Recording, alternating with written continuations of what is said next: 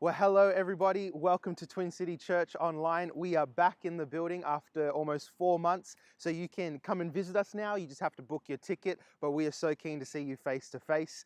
Thank you for tuning in, especially to all of our first time viewers, and I'm so keen that you have decided to tune into our channel to gather around the Word. Just some quick announcements. If you need anything, get to us at twincitychurch@outlook.com.au. You can also continue to give online or in person. That's up to you.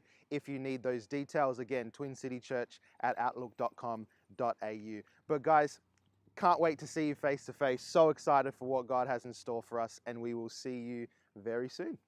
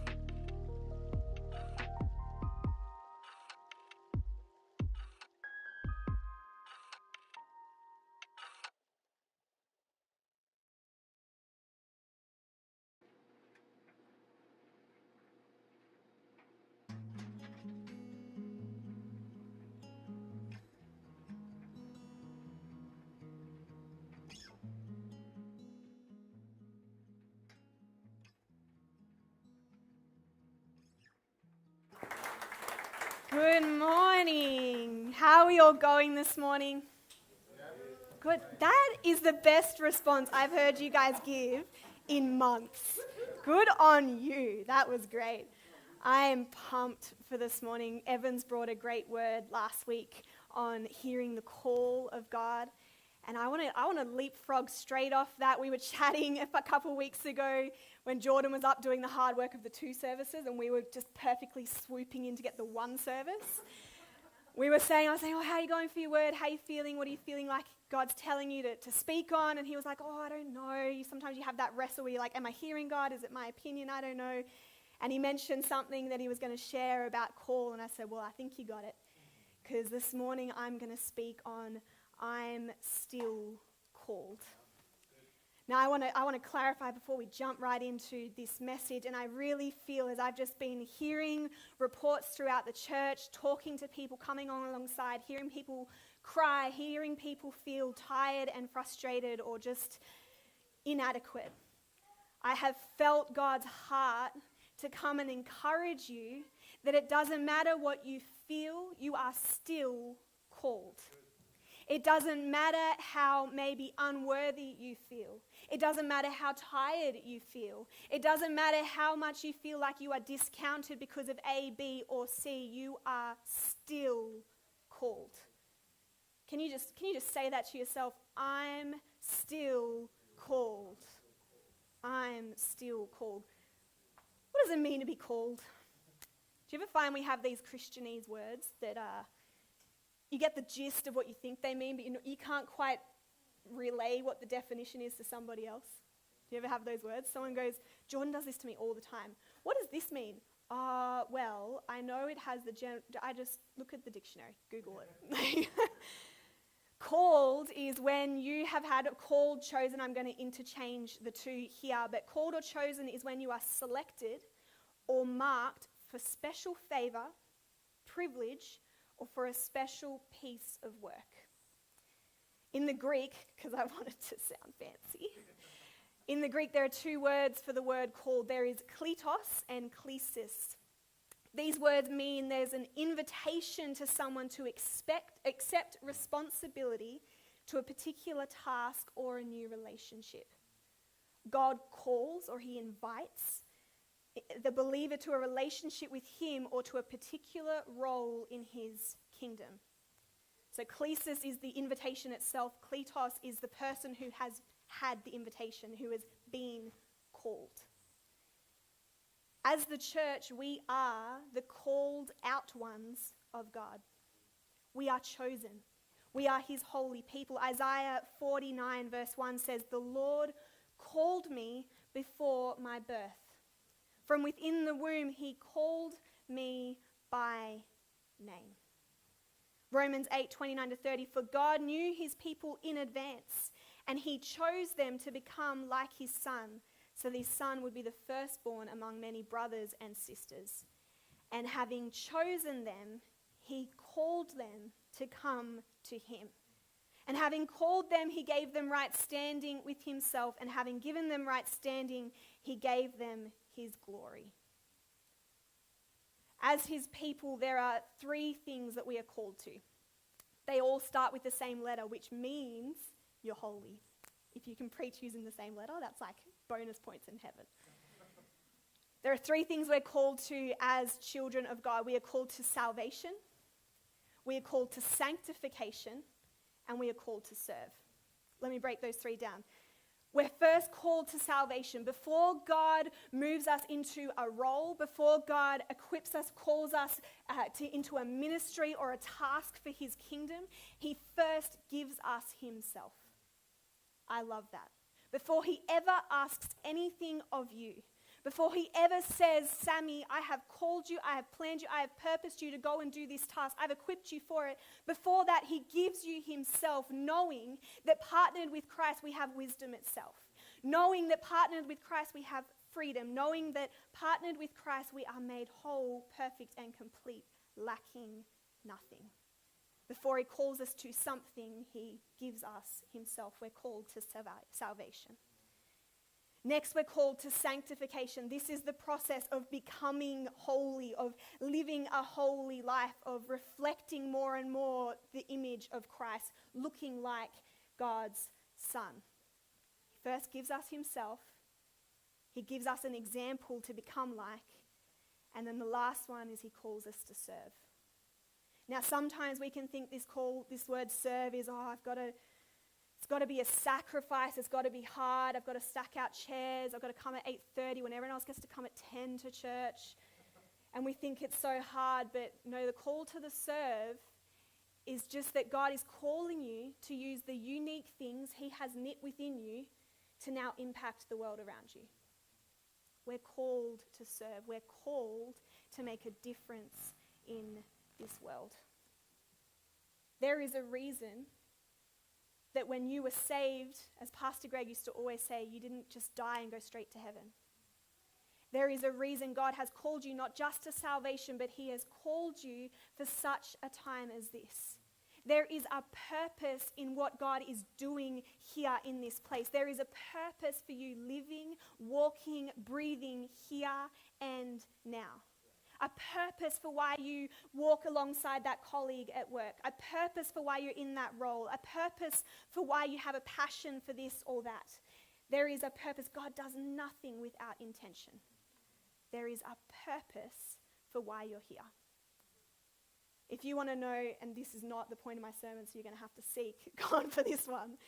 You want to know what your call is, what your purpose is. It'd be the same thing as if I brought up a brand new invention to you. And I asked you, what's the purpose of this invention? What does this thing do? To find out, you could have some guesses, but to find out, you would either have to go and speak to the person who created it, or you'd have to consult your user manual. If you want to know what your call is, if you want to know what your purpose is, talk to your maker and read your user manual. You'll figure out your call, because you are called to more than just knowing him, which is the pinnacle of all I know. You're called to more than just simply looking like him. Fantastic. The world will read you more than they will read a Bible. But you are called to serve because there is something in you that God knew had to make an impact on this world. Evie has this story that we read at night.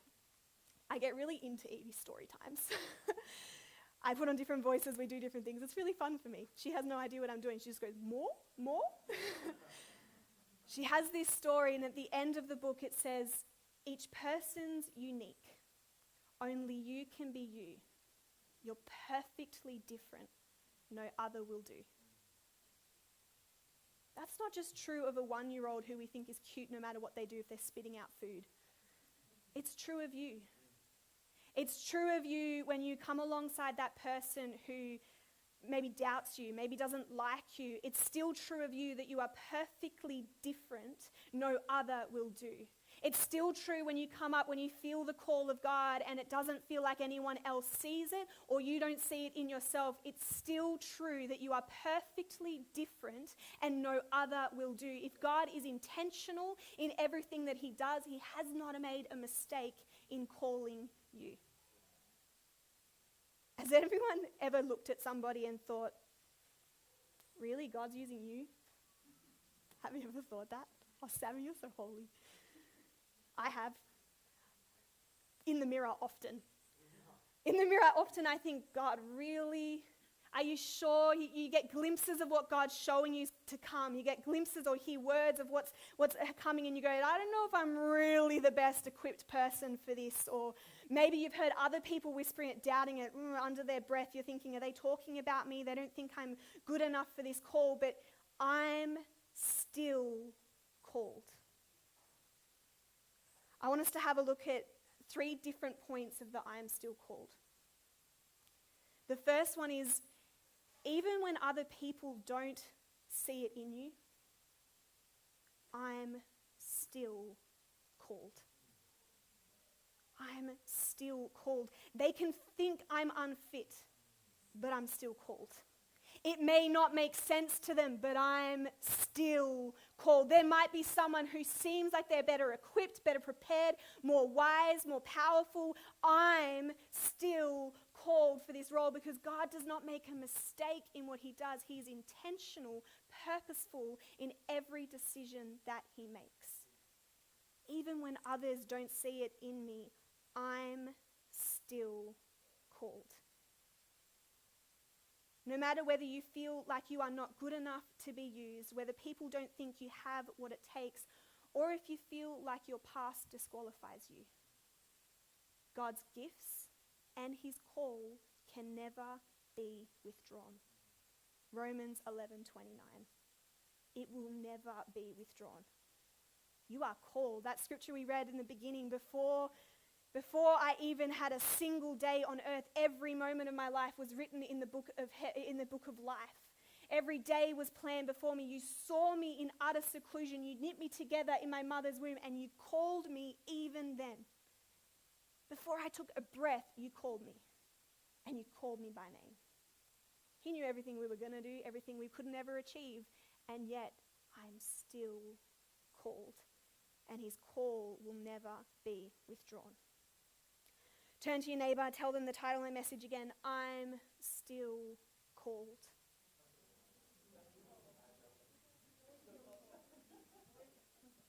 You can think I'm unfit to be used, I'm still called.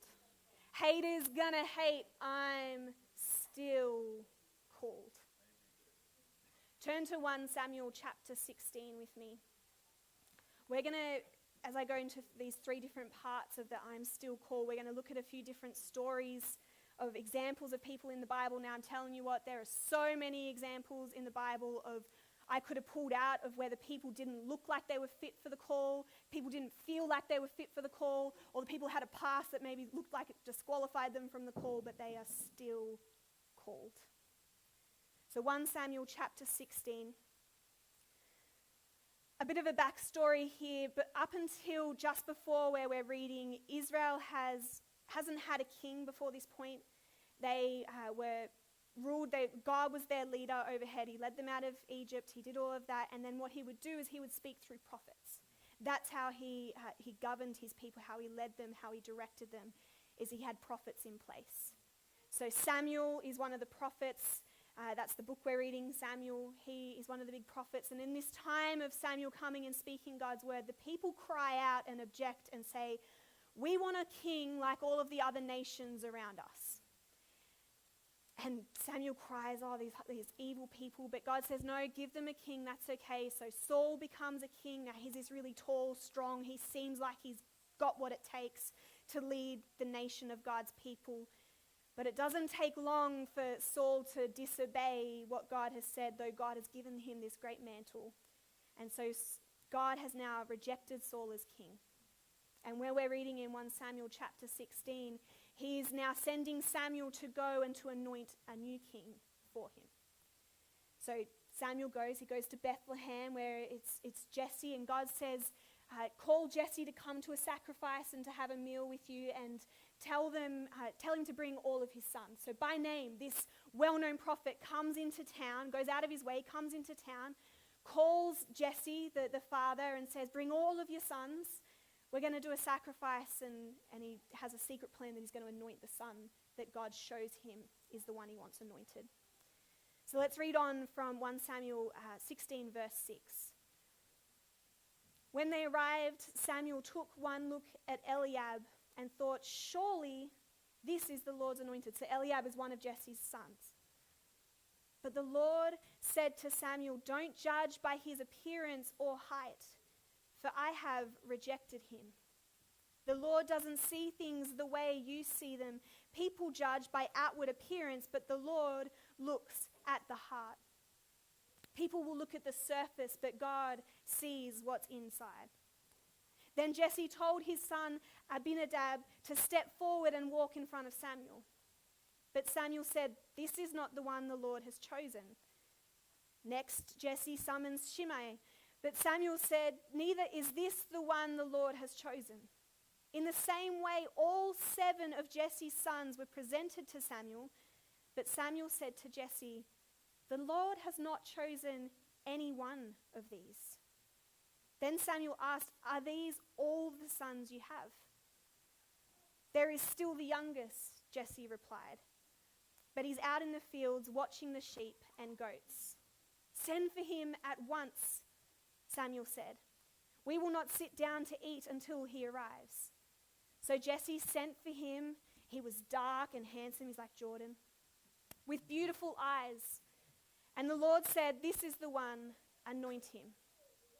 So as David stood there among his brothers, Samuel took the flask of olive oil he had brought and anointed David with the oil. And the Spirit of the Lord came powerfully upon David from that day on. God's own prophet comes in, calls Jesse and all of his sons by name, come in, and poor young David isn't even given an invitation to the room. Poor young David, this prophet, this well-renowned, known man of God, his prophecies have proven true time and time again. He comes and he says, Jesse and all of your sons, and yet Jesse, his own father, says, oh yeah, but he doesn't mean you, because you're not going to be the one. He doesn't even get an invitation into the room. Have you ever been passed over? Have you ever been looked over, not even given a seat at the table because someone just thought, the answer's not going to come from you. The change we need isn't going to come from you, and so you're passed over, you're not even considered, you're not even invited in, because they don't see it in you. But David's still called. And what I love that David does here, he's not invited in by man, but he doesn't try and push his way in. He doesn't try and come and make space and go, don't give me a chance, I'll show you. He doesn't try and prove himself or make room for himself or give himself a platform. No, he waits, and the hand of God does it for him. Maybe that's what you need to hear this morning. Maybe that's the takeaway point from the message this morning. Others might not see it in you. You do not need to push yourself in to show them and prove them wrong. You can wait because God's plan will come to pass. The one who calls you is faithful to bring it to work, bring it to pass. You do not need to rush into the room. You can stay out in the field because David got sent for. He wasn't invited in by man, but the man of God sent for him. You don't need to make your way in. You don't need to make your pulpit. Choose me, pick me, look at me. No, hear me. No, God will highlight you. His plans cannot be sideswept. It will prevail. Do you know even Jesus was looked over? All of the Old Testament, the law, it pointed to grace was coming. It pointed to God had a new covenant, a better covenant coming. All of the Old Testaments, the prophecy that all of the people used to read pointed to there's a Messiah coming, a Savior coming, and yet he came and they went, what good comes from Nazareth? He was looked over too. You're in good company if you're looked over. You don't have to push your way in.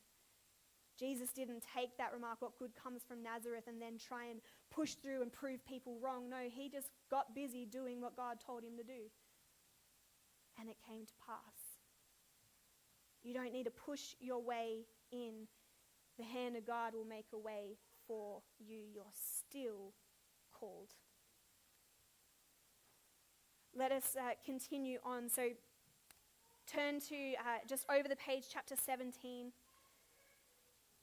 In 1 Samuel. This is where Goliath, so the army, Philistine army, the Israelite army have come. They're facing each other. They're in one mountain with a valley in between them. And then Goliath, this big strong man, comes out and he's taunting the Israelite army. He's ridiculing them. He's mocking them. He's teasing them and trying to bait them to fight him and taunting him. And David comes out. David comes out, but even his brother, I love this, in verse 28, even his brother, the one who watched him get called in by God to the room he wasn't invited into, the one who watched him be anointed with oil by the man of God, the one who watched this happen in front of him. David didn't push himself in there. He watched David get called out, set apart, anointed for God's work. Even this brother still didn't think he had what it took. David's asking questions around the army. What do you get for beating this guy? You get for beating this chump who thinks he can beat. I've got this. I'm a shoo-in. And David's brother Eliab in 1 Samuel 17 verse 28 says, but when David's older brother Eliab heard David talking to the men, he was angry. What are you doing around here anyway? He demanded. What about those few sheep you're supposed to be taking care of? Go back to what you're good at, David. This is a man's job. You're no man. I know about your pride and deceit. You just want to see the battle. Yeah, Samuel might have been fooled and you got called in. Yeah, but this, I know you. And this is a man's job and you have not got what it takes. Go back to what you're good at, those little sheep. Yay, you. Go back because real man's going to handle this. Oh, Goliath, I'm just going to also run away in fear. So his brother doubts him. The one who saw him get called out and anointed by God doubts him. He doesn't see it in him. Saul, his king, doubts him too. In verses 32, 33, David says, "Don't worry about the Philistine," David told Saul. "I'll go fight him." "Don't be ridiculous," Saul replied. "There's no way you can fight this Philistine and possibly win. You're only a boy and he's been a man of war since his youth." David's enemy didn't believe he had what it took. He taunts and ridicules him as he comes out. Goliath walked out toward David with his shield bearer ahead of him, sneering in contempt at this ruddy-faced boy. "Am I a dog?" he roared to David, "that you come at me with a stick?" And he cursed David by the names of his God. "Come over here, and I'll give your flesh to the birds and wild animals," Goliath yelled. David's father, David's brothers, David's peers, David's king, David's enemy, none of them thought he had what it took. None of them saw it in him, but he was still called. And I love how David handles this situation. He doesn't take their bait and bite. He doesn't, as Saul goes, "You can't do it, that's ridiculous." "Okay, well, if you're going to try, you should look a bit more like this. You should wear that. You should do this." David doesn't conform to how the other people think he should look if he's going to be successful. He doesn't conform to how they think he should act. He doesn't conform to anything other than, "God made me who I am. And I am not going to change because I am still called. You don't see it in me. It doesn't make sense. I don't believe it in myself sometimes, but I'm still called. And when God does something, it's with a purpose, it's with an intention, and it will come to pass. I'm still called, even when you don't see it in me. We need to remember that when we come alongside challenges, when we come alongside pressures against our calling, there are more promises for your calling than there are pressures against it. You can feel intimidated by the room. You can feel intimidated by whoever it is around you saying you're not good enough, thinking you don't measure up, but do not conform to change who you are for them. Because if they were called, they'd be doing it. But they're not called. You're called to do it. You're called to do this role and this task. I cannot run someone else's race and they cannot run mine. You might not think you're equipped enough. Saul didn't think David had enough armor and he tried to put his own armor on him. But I'm not used to this. This isn't who I am. And instead, David held on to the fact, I know who my God is and I know that this is his battle. So I'm going to trust in who he made me to be. Because if he spoke it, it's got to come to pass. I'm still called. Come on, say it again. I'm still called. Paul shares in 1 Corinthians 7:20, he says, each of you should remain as you were when God called you. He goes into some other stuff around there, but what I took from this was, you don't have to try and change who you are thinking you've got to make yourself fit for the call now. Christ made you fit for the call. Christ made you holy and pure. Christ made you whole. You don't have to change who you are. Christ has done the work for you. And if he didn't think you could handle it, he wouldn't have called you, but he did, so you can. You don't need to prove your calling or justify yourself. Justification is Christ's job. You can say to them, I know it doesn't make sense, but I'm still called. Take heart. God doesn't look at what man sees. So even when they don't see it in you, I'm still called. Okay, so others don't see it in me. Sometimes we can get a bit of a staunch is the word. We get a bit of a staunch, someone else, well, I'm going to prove you. Even if we don't believe it, we're like, yeah, I'm going to show you, and then go away, oh my gosh, I can't do that. We can get a bit of a staunch to other people, right? We're more likely to try and defend ourselves and speak ourselves up when other people are ridiculing us. But how about when you look in the mirror and you see yourself? How about when you don't see it in you? I'm still called. But I know who I am. I know my thoughts. I know my past. I know my insecurities. I know my weaknesses. I know my pride. I know whatever it is. I know me, yes, but you're still called. Someone else's taunts against your calling is the same as you taunting yourself. You are not more justified because you know you. Christ knows you more than you know you. So if he has said you're still called, you're still called. I preached a sermon probably a year or 2 years ago now on arresting grasshoppers. Who was here for the sermon? One person. Hallelujah. I spoke on how God had given this promise to the Israelites for years. Time after time and time again, he tells them, I am taking you to a promised land.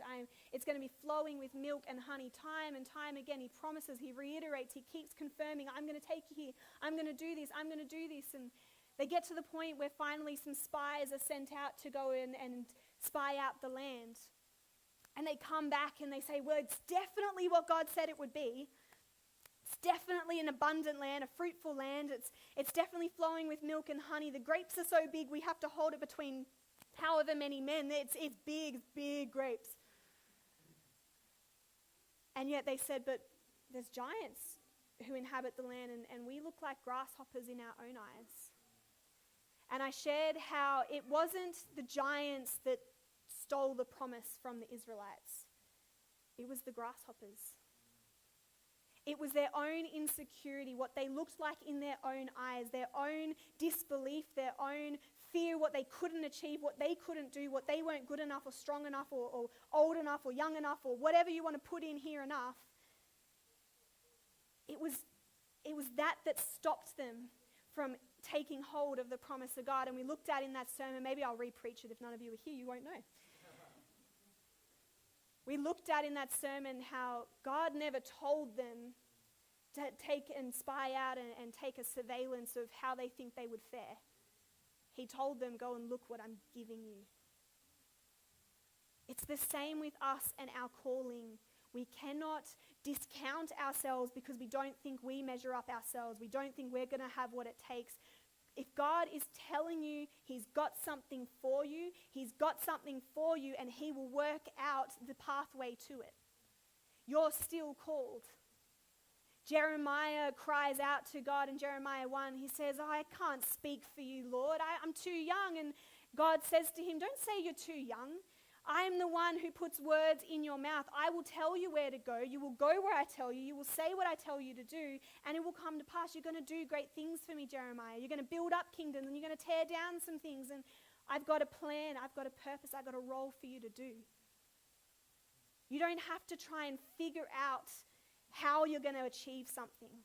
You don't have to try and figure out, I've got to have enough strength to get there. I've got to have enough wisdom to know what to do. I've got to get a degree in psychology to know how to counsel those people first, and then I've got to do this. And you don't have to figure it out. He will tell you the step to take, and you simply have to hear and obey.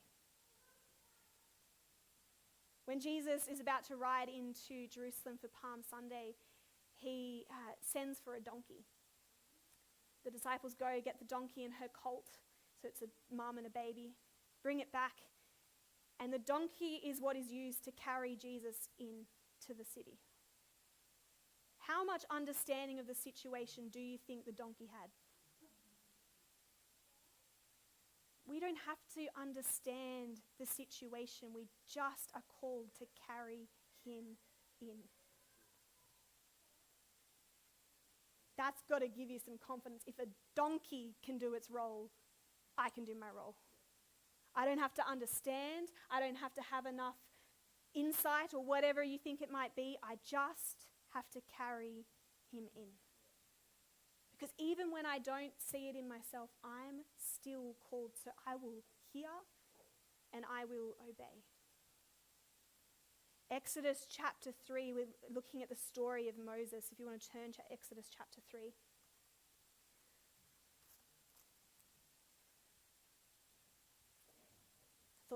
I thought Moses was a great example of someone who didn't think they had what it took. And God used him anyway. Exodus chapter 3, verses 9 to 12, it says, "Look, the cry of the people of Israel has reached me, and I have seen how harshly the Egyptians abuse them. Now go, for I am sending you to Pharaoh. You must lead my people Israel out of Egypt." But Moses protested to God, "Who am I to appear before Pharaoh? Who am I to lead the people of Israel out of Egypt?" God answered, "I will be with you." I love how God shares the beginning of this passage. He's talking about, I've seen the hardship. I've seen how hard the slave drivers are of my people. I've heard their cries.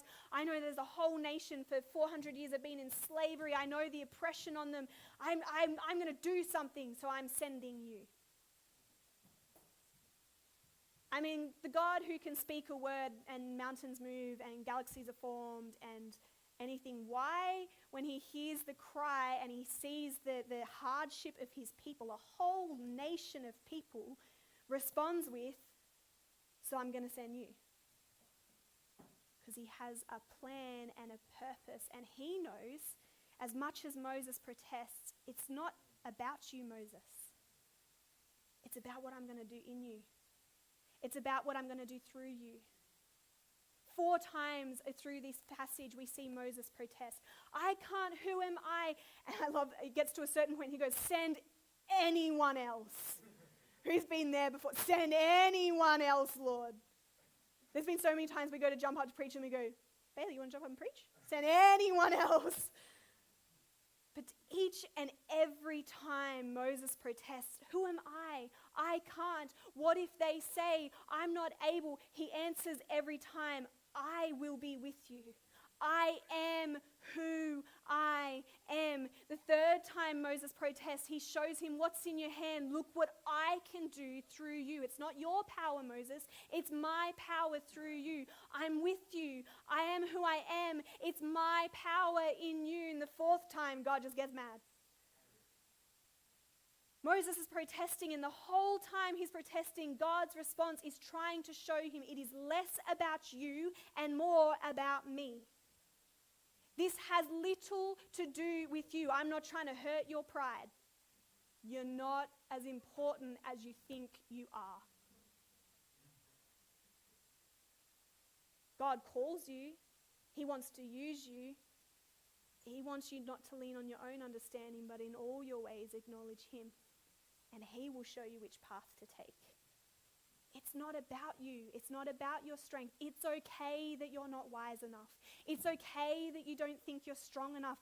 God uses the lowly things so that once he elevates them, they cannot boast in their own strength. They have to know it was only the hand of God. I want you to turn to 1 Corinthians 1, 28 to 31.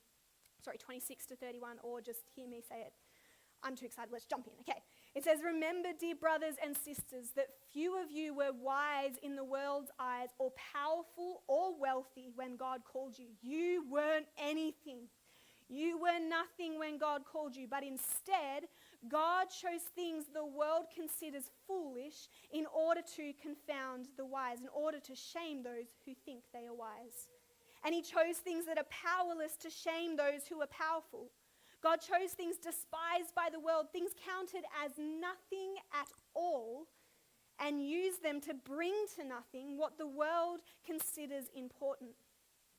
As a result, no one can ever boast in the presence of God. God has anointed you with Christ Jesus. For our benefit, God made him to be wisdom itself. Christ made us right with God, not you. He made us pure and holy, and he freed us from sin. Therefore, as the scriptures say, if you want to boast, boast only about the Lord. You don't see it in you? Good. It's not about you. You're still called because the one God has partnered you with, the one God has made you joint heirs with, he has got everything he needs. He has got everything you need.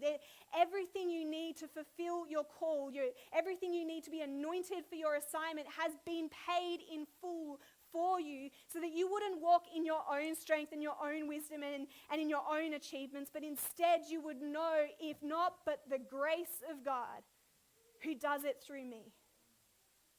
You might not see it in yourself, but you're still called because God has partnered you with the one who is more than a conqueror, who is able to achieve everything, and now so are you. You don't have to have it in yourself. You have the one in you. You think your weaknesses and shortcomings are what make you unsuited to be called, but it's exactly why you are. God came not to call the righteous, not to call those who thought they were righteous, but to call the sinners. He came to call and show we need him. That's everything the Old Testament shows us, is how great is our need for him. You don't see it in yourself, but when God looks at you, he sees Christ. So he sees more than enough to do the call. I want you to turn to John chapter 5. We're going to, final point. So even when others don't see it in me, I'm still called. Even when I don't see it in myself, I'm still called. And finally, even when my past isn't perfect, I'm still called. John chapter 5 verses 1 through 15. If you're there, shout, yeah. If you're not, say, sure, hold up. We're all there, good. John 5:1. Afterward, Jesus returned to Jerusalem for one of the Jewish holy days. Inside the city, near the sheep gate, was the pool of Bethesda, with 5 covered porches. Crowds of sick people, blind, lame, or paralyzed, lay on the porches. One of the men lying there had been sick for 38 years. When Jesus saw him and knew he had been ill for a long time, he asked him, "Would you like to get well?" Would you like to get well? There's a whole sermon in that. Would you like to get well? "I can't, sir," the sick man said, "for I have no one to put me into the pool when the water bubbles up. Someone else always gets there ahead of me."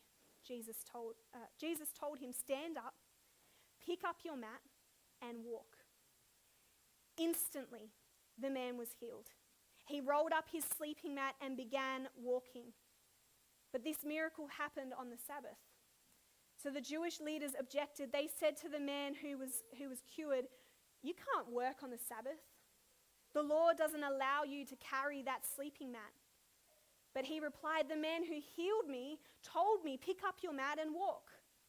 "Who said such a thing as that?" they demanded. The man didn't know, for Jesus had disappeared into the crowd. But afterward, Jesus found him in the temple and told him, "Now you are well, so stop sinning, or something even worse may happen to you." Then the man went and told the Jewish leaders that it was Jesus who had healed him. For 38 years, this man is stuck. 38 years. This man cannot move himself, cannot help himself, can't get anyone to come and help him. He is hopeless and helpless. 38 years. 38 years symbolizes a wilderness experience. He can't find a way out himself. He doesn't know which way. He is stuck. 38 8 years. But one call from Jesus, one word from the King of Kings, and instantly he is healed. Jesus comes and steps into this place. He comes and steps under the 5 porches. He comes and steps into this place where misery has found some company. He comes and steps into this place of hopelessness. He comes and steps into this place of helplessness. He comes and steps into the place where this man feels lost and stuck and unable to do anything, not even probably look up anymore. He's probably so downtrodden and hopeless that he's just hanging his head in shame, hopeless and helpless. And Jesus steps into that place and calls him out. And with one word passing through the lips of our God, his circumstance is instantly changed. God can come and step into the places in your life that are hopeless and helpless, that are dark, that are lacking, that are whatever it is, where you feel stuck and you feel incapable to move yourself or get anyone to help you to move out. God will step into those places, invite himself in, and call you out even from there. It happened when you were saved. It happened when you couldn't find a way to guard yourself. He came and he stepped himself right into that place of hopelessness and helplessness, and he called you out. One word passes through the lips of our God and realities are transformed. It's a miracle. 38 years this man is stuck. 38 years, and he's not now just healed of something that's internal and private and hidden. He is healed of something that is so transformative on the outside. It is so evident that he has been touched, the hand of God on his life, that even people who do not know him can recognize God touched him, and it's a miracle. Talk about the fingerprint of God on something. 38 years and now transformed. So this man rolls up his sleeping mat, carries it along, and comes across the so-called religious elite. Jesus heals him, fingerprint, marked, obvious, evident. God has touched me, transformed me, called me out of my hopelessness, rolls up his mat, carries it with him, and comes across those who say that they're the chosen of God, those who say that they're the called of God, the Jewish leaders, the religious elite, the high of the high, the cream of the crop. And the first thing they say to him, the law doesn't allow you to carry that mat. Can we talk about the mat for a second? See, this mat, I always wondered, multiple times in the Bible, God heals someone and tells them, pick up your mat and walk.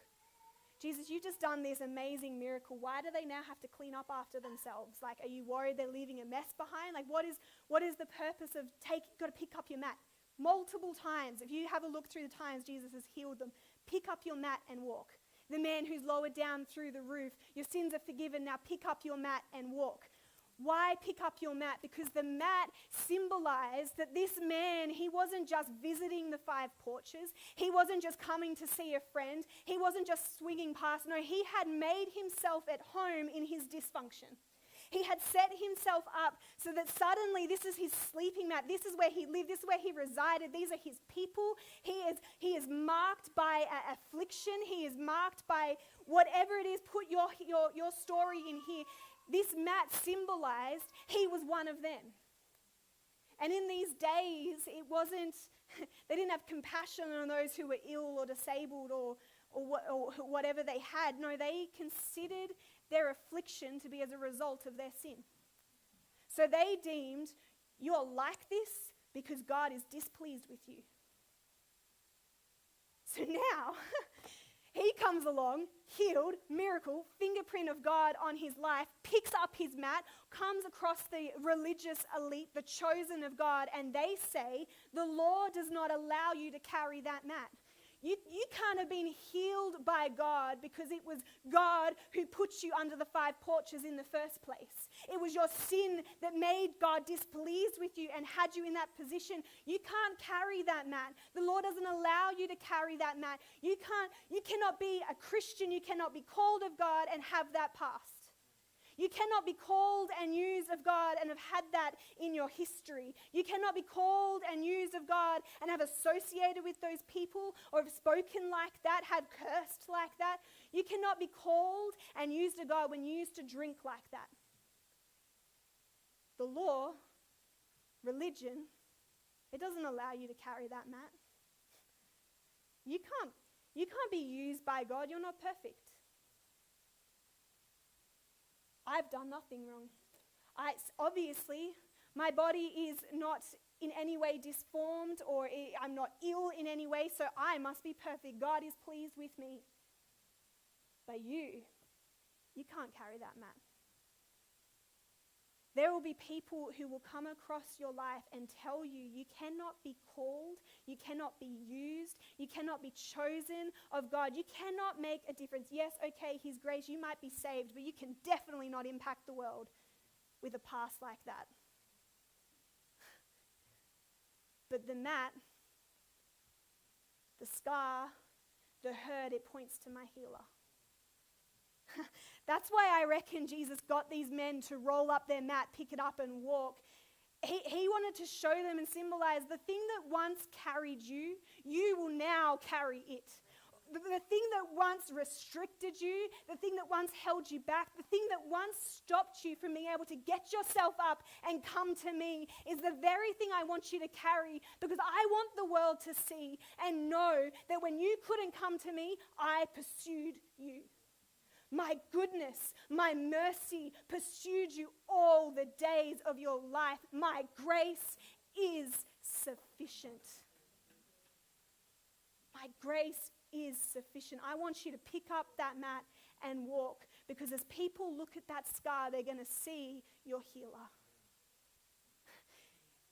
It is not better for us to pretend we've always had it all together, or current tense. It is not better for us to pretend we have it all together for the sake of saving face with man. No, it is better for them to know the reckless love that chases us down. The mercy that will reach beyond bounds. The King, the Savior, the Messiah, the one who will step into hopelessness and helplessness and dark, unashamed, unintimidated, and call you out. It is not better to save face. You cannot be ashamed of your past. You cannot be ashamed of the things you have been healed from, delivered from, set free from. No, your mat will point to the one who made it so that you no longer were carried by it, but you will carry it. Religion might not allow you to carry the mat, but Jesus isn't about religion. People might doubt you and think your past isn't perfect, but I'm still called. The same blood that I need to cancel my sins is the same blood that you need to cancel yours. The grace, the cross, the mercy of Christ has set me free so that no longer do I have to walk with my head held low and thinking, woe is me, I'm so lowly. No, now I can walk with my head held high and shame wiped from my face, because I'm not ashamed of what my past was. I am proud that my God is the kind of God who would step into mess and call me anyway. Me and my mess are called. Who's got a past? Who's got some secrets? Who's had some things that, Susie calling you out? No, I'm joking. We all have stuff. And we, as humans, we have this unique ability to judge in other people what we justify in ourselves. We will judge, we will look at someone else and think they can't be, did you see that you cannot even... Oh, but I'm okay because when I did that, what happened was, and we justify to no end to appease ourselves, but we judge harshly other people. Judgment is not your job. And it's not your job on yourself either. Christ has made you pure. Christ has made you holy. God made it so that he was wisdom itself, so that when partnered with him, you had everything you needed for your call. I'm still called. Come on, say it one more time. I'm still called. Greater is the miracle. I feel like for this man, healed and 38 years stuck. To me, the greater miracle isn't just that he can now walk. The greater miracle is that, man, God stepped in and called him out. Whilst we were still sinners, Christ came down and died for us. The greater miracle isn't just that you get healed, isn't that you just get to be free. The greater miracle is that Christ himself considered equality with God as nothing to cling to, but he came and stepped down and stepped in. So now why would you be ashamed of the thing he set you free from when it proves who he is? It proves his heart. It proves his mercy. It proves his grace and his goodness. Because now, if you carry that mat, and I'm not saying you carry it because you're chained to your past. I'm not saying you carry it because you're still burdened and afflicted by it. No, now when you carry that mat, people go, oh, how did you get there? I'm still down here. And you can show them the Savior who steps in.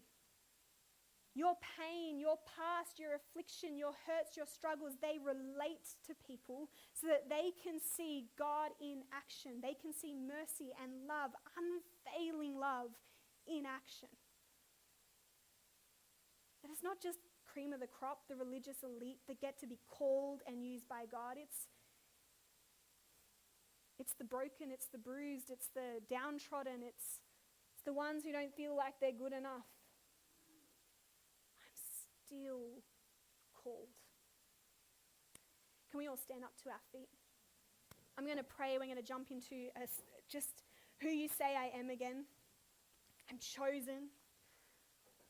And as we sing, we're going to pass communion around, and then Pastor Jordan's going to jump up to lead us in communion. So just pray before Bailey presses her. Lord,